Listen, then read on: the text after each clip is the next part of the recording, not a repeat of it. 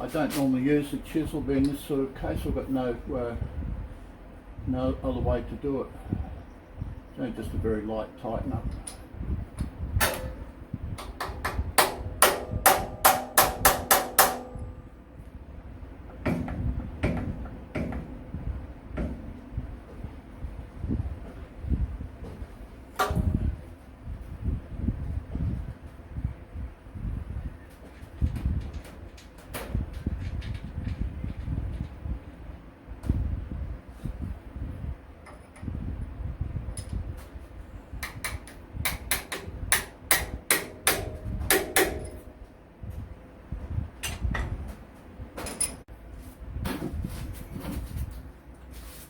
Now I've adjusted that very lightly up there, or screwed it down probably 1/8 of a turn, yeah, something like that.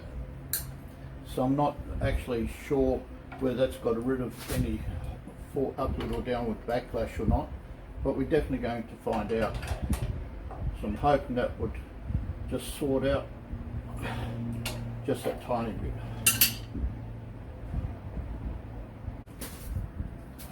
What I'll do, I'll just put a dab of grease on the back here, on the thread. It's hardly ever open, so I'm also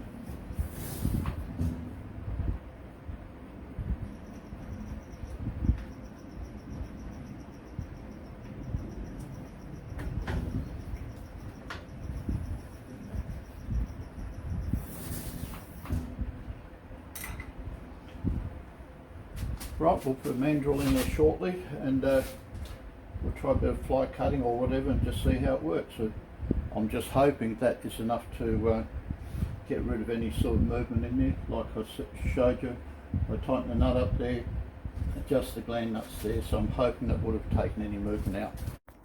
Alright, we've got, as you can see, we've got the table on here. We've got the upper section back together. I've adjusted a few nuts and stuff in here. The only thing is I have got a bit of play, if I can get around to it, on this worm in here. There's a worm which goes onto another drive there, and then when you turn it, there is a tiny bit of play there when it's under tension. So I'm going to have to work out how to either lift this part upwards a bit, which will turn around, or sorry, down, which means this part has to be rotated to the right, and that'll go back onto the gear, take up the slack. Otherwise I have to try and work out how to do it without putting a new gear into it. And then I've got the tramming tool in here, jig, whatever you want to call it. That's if you want to know how to make that, so I've got it in a previous video there if you want to check that out. So anyway, what I'll do, I'll bring that around so it's back on 0. We'll check the 4 points north on each one, and then we'll see how far out it is. Alright, we're just going to get into the process to start our tramming system here. I'll just bring that around a fraction. I'll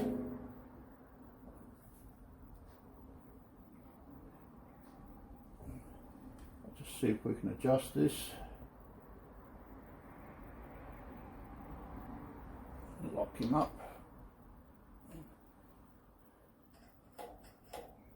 I'll just do this couple of twirls here and there first, just make sure it's going to come back on 0 all the time.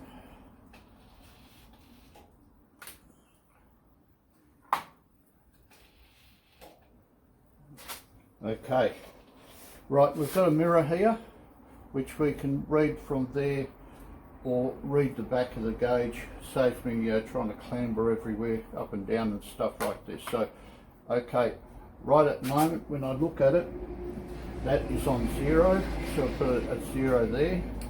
Whoops, broken short, that'd be right. Anyway, we've got a 0 there.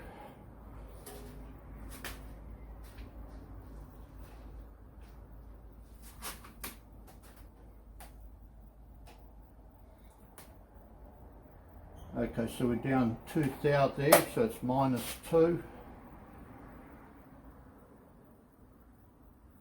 Let's recheck it. Oh, sorry, +2 that is, I'm reading backwards. Bring them round a bit further, which is round about there.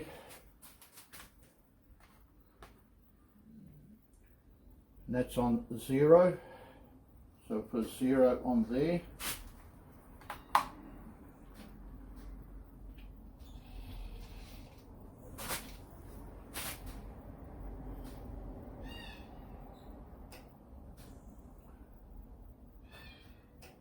So we've got a -2 on this side. So -2. Okay, so what we effectively have to do is, I've got 2 bolts on this side like I was saying previously, 2 there, 2 on the other side. So I'm going to have to put 2 thou worth of shims on this side. So what I'm going to do is loosen these 2 bolts, and I'm hoping that's going to be enough to lift this side up. Then try and find something that's 2/1000 of an inch, and then put that in, tighten it back down. So if that's minus plus 2 thou, that should equal it out if all goes well. Alright, so that's our socket bar, and on here, now I haven't worked out the actual equivalent, so 23mm socket. Now at the moment, those bolts are tensioned down to 90 foot-pound, 90 foot-pound. So that's whoever wants to know.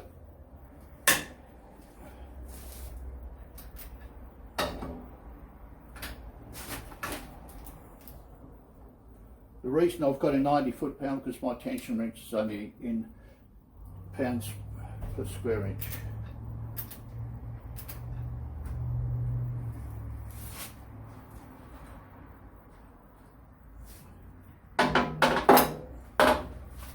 Now the only shim stock I've got is, I've got this one here, but that's 10 thou, and I have to work it out per inch because that's my micrometer I'm using.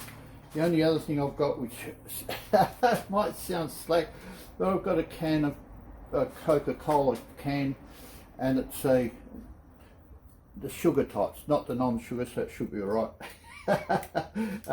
Well, this one, when it mics up, it comes in at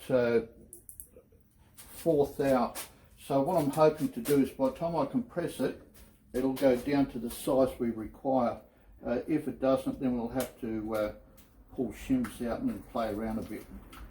That's considering I can get it in here. No, I'll have to loosen it off more.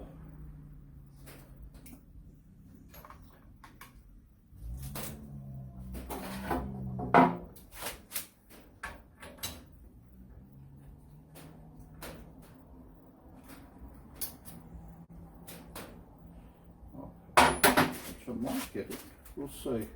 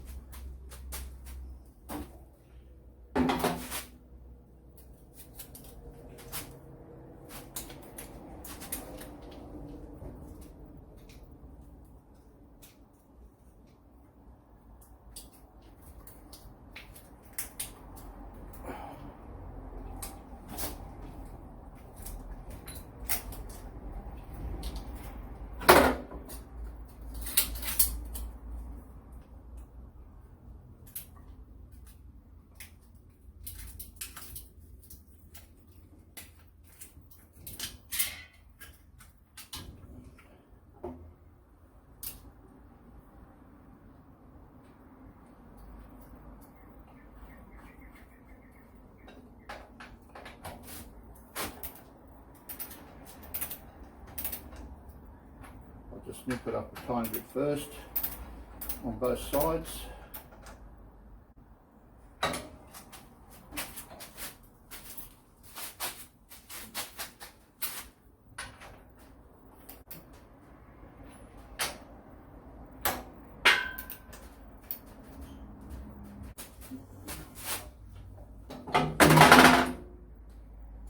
Take it back up to the 90 foot-pound.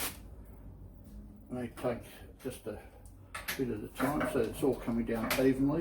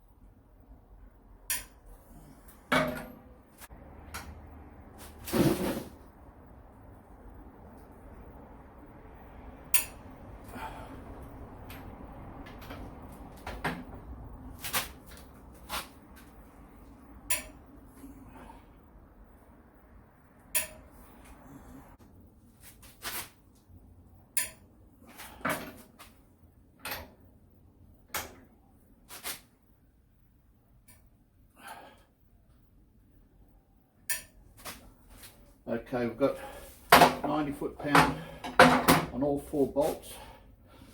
So what we'll do is we'll go through and recheck it now and just see how we are sitting.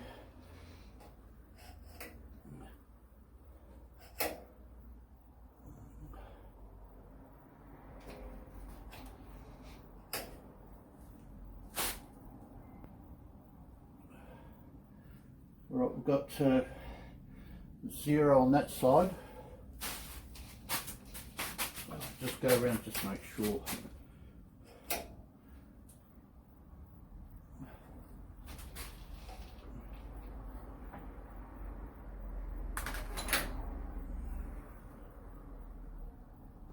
Alright, we've got 0 there. What I might do is just recheck the 0 on the front again.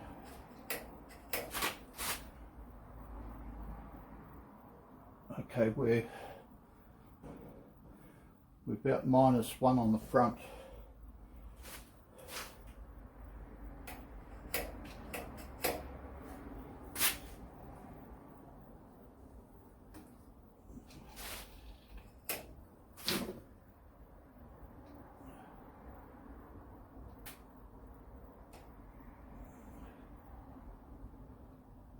We're still +2 on this side, which is, I don't know why, but we still are.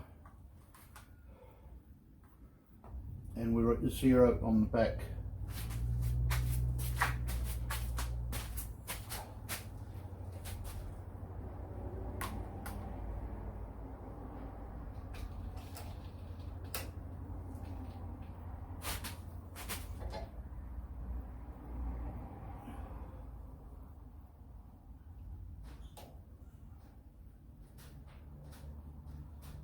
Yeah, well,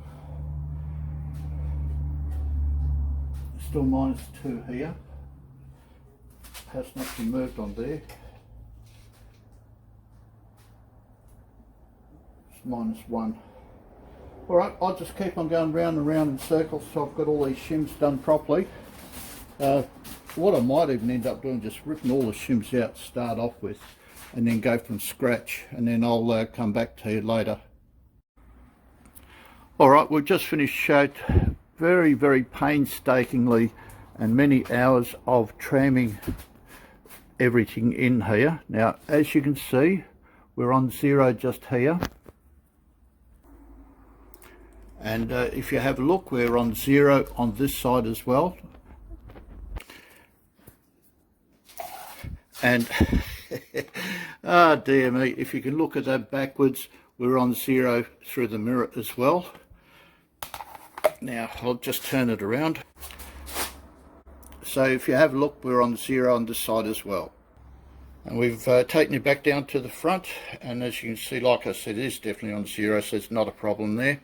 So that means because, well, we'll say north, south, east and west, if you want to put it that way, it doesn't really matter.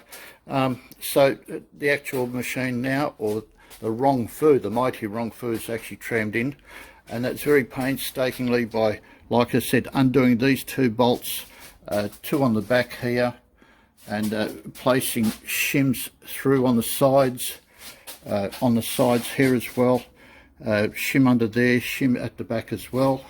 And by doing all of that, eventually I've been very fortunate to get a 0 on there. So the next step now is we'll put the vise in, tram it in, and we'll take a cut and just see if we've done any good or not. Alright, I've just finished tramming in the actual vise, and I'll just run that through.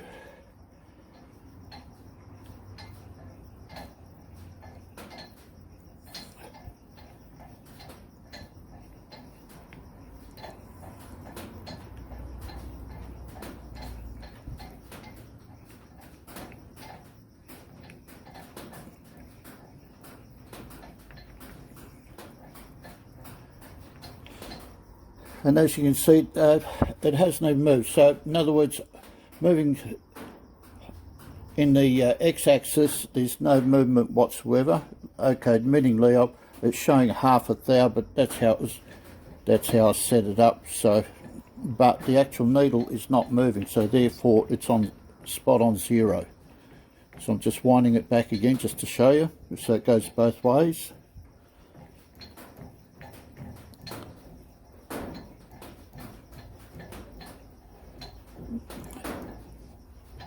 And there we go. So we've got the vise trammed in the X position. Alright, the second stage for our tramming is we're going to check to see if that is horizontal. This way when you put something in, it has to be flat according to the rest of the machine. So I'll just bring that across. As you can see, that's sitting on 0, so to speak.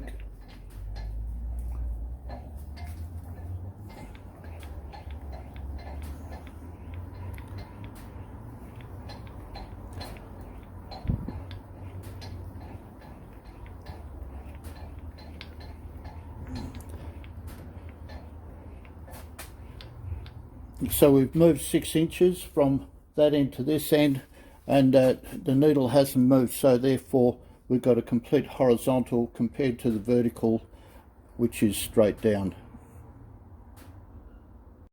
Right, the thing to remember when you first put your vise on, what you do is to help set it up so that is lined up with your table and everything else.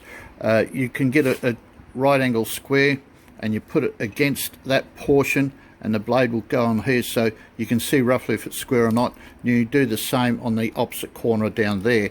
This way it gives you an approximate vertical compared to your table.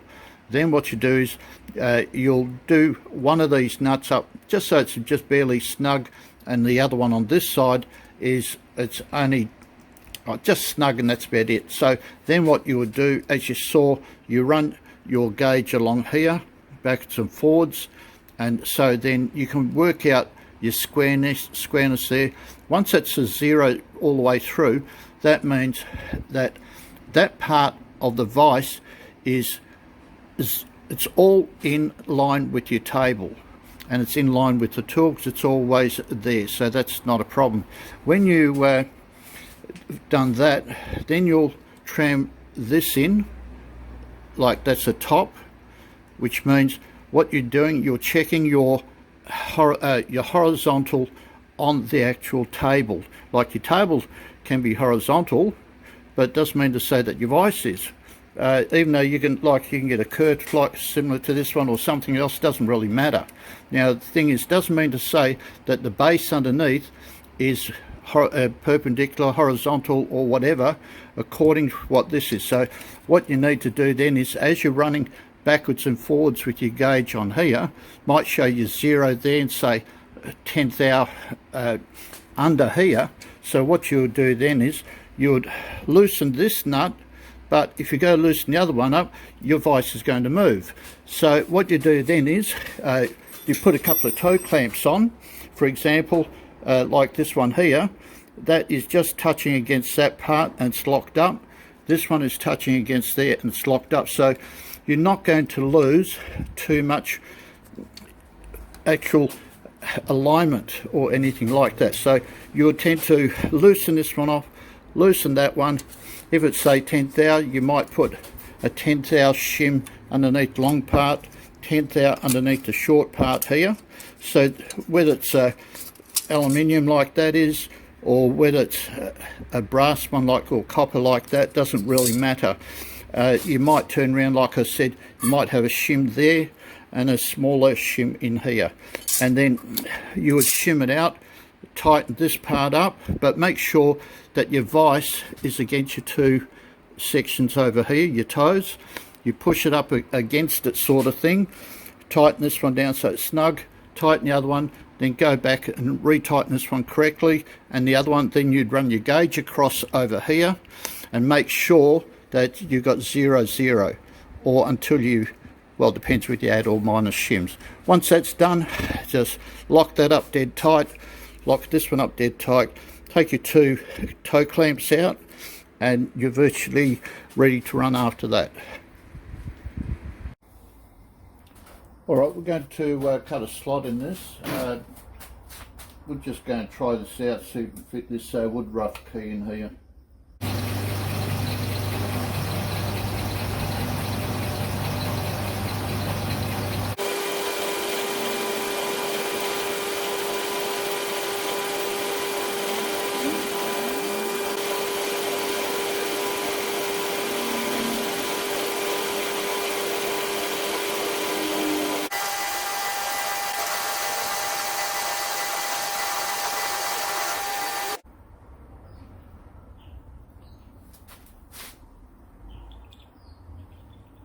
Now this has to be compressed into a unit, so I have to have a tiny bit of clearance on it. Other than that, that's pretty well done. The mill works alright, just doing that little piece. Next thing I'll have to do later on is put a fly cutter in and a few other odds and ends in, check it out like that. Other than that, it appears to be running quite well.